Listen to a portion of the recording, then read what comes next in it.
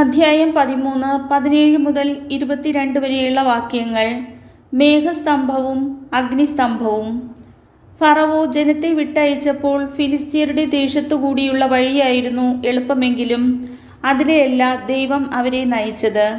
കാരണം യുദ്ധം ചെയ്യേണ്ടി വരുമോ എന്ന് ഭയപ്പെട്ട് മനസ്സുമാറി ജനം ഈജിപ്തിലേക്ക് മടങ്ങിയേക്കുമെന്ന് അവിടുന്ന് വിചാരിച്ചു.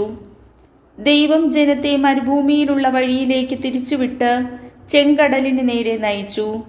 അവർ ഈജിപ്തിൽ നിന്ന് പുറത്തേക്ക് പോയത് ആയുധധാരികളായിട്ടാണ്.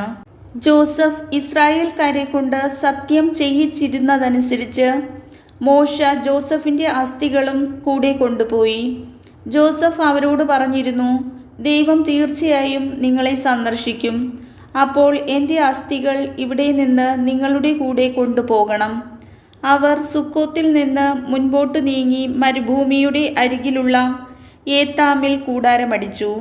അവർക്ക് രാവും പകലും യാത്ര ചെയ്യാനാവും വിധം പകൽ വഴികാട്ടാൻ ഒരു മേഘസ്തംഭത്തിലും രാത്രിയിൽ പ്രകാശം നൽകാൻ ഒരു അഗ്നിസ്തംഭത്തിലും കർത്താവ് അവർക്ക് മുൻപേ പോയിരുന്നു.